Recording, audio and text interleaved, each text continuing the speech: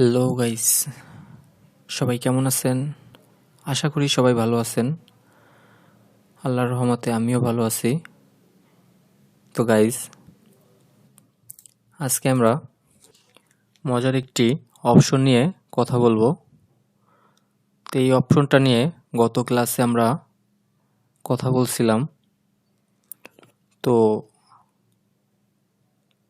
আমরা যদি এই পয়েন্টটা দিয়ে কাজ করি তো আমাদের কিছু সুবিধা আছে এবং কিছু অসুবিধা আছে। তো আজকে আমরা সেই পয়েন্টটা নিয়ে কথা বলবো। তো দেখা যাচ্ছে যে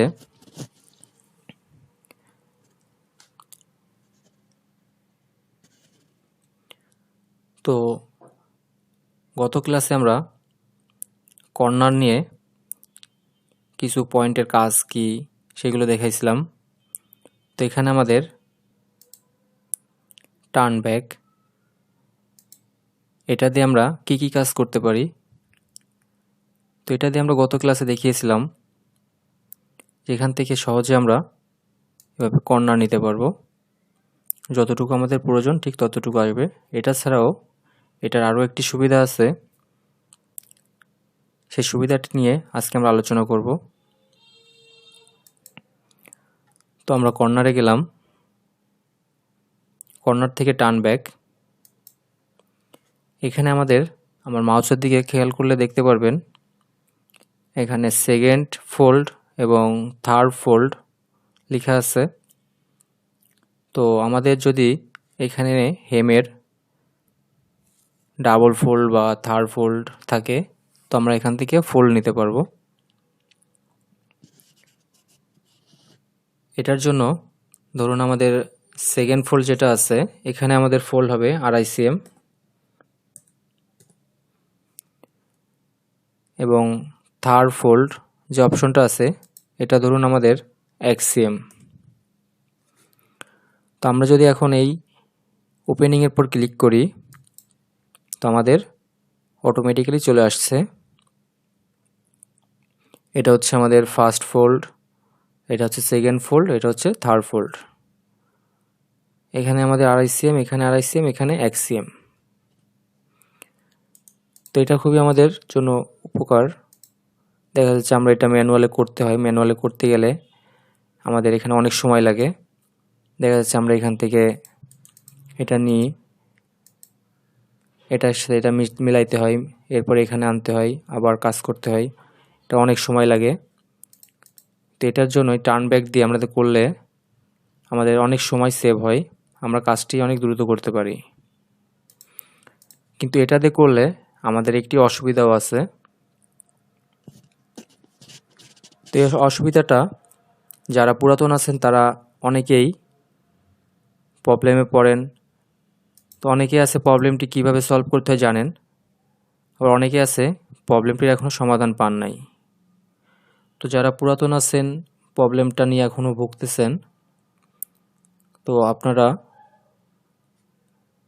ফলো করবেন এবং যারা নতুন আছেন তারাও শিখে রাখুন। আমাদের এখানে যে প্রবলেমটা হচ্ছে, প্রবলেমটাকে আমরা দেখাই যে আমরা যদি এটাকে এখন মডিফাই করতে চাই পয়েন্টটা ধরবে না, কিন্তু আমাদের আউটসাইডে যে পয়েন্টগুলো আছে সবই ধরতেছে, কিন্তু এই পয়েন্টটা আমাদের ধরতেছে না।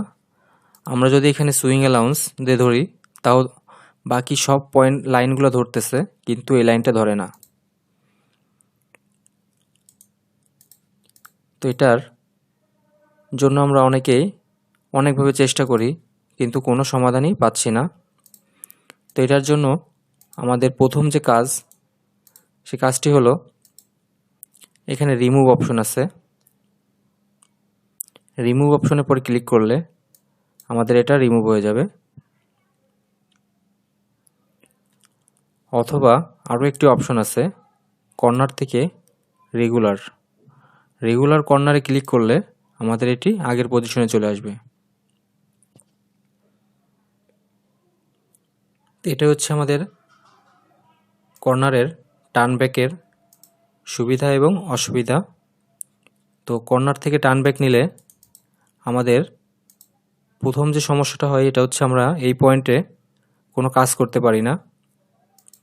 দেখা যাচ্ছে আমরা অফসেট দিয়ে এই লাইনটাকে কম বেশি করতে পারি না, অথবা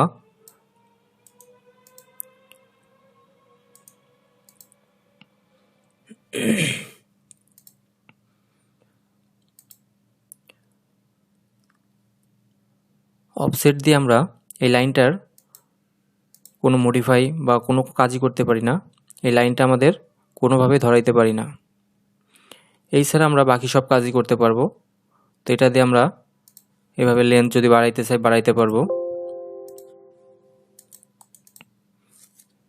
ধরুন আমরা এখানে 1 cm বাড়াইতে চাই, 1 cm বাড়াইলাম।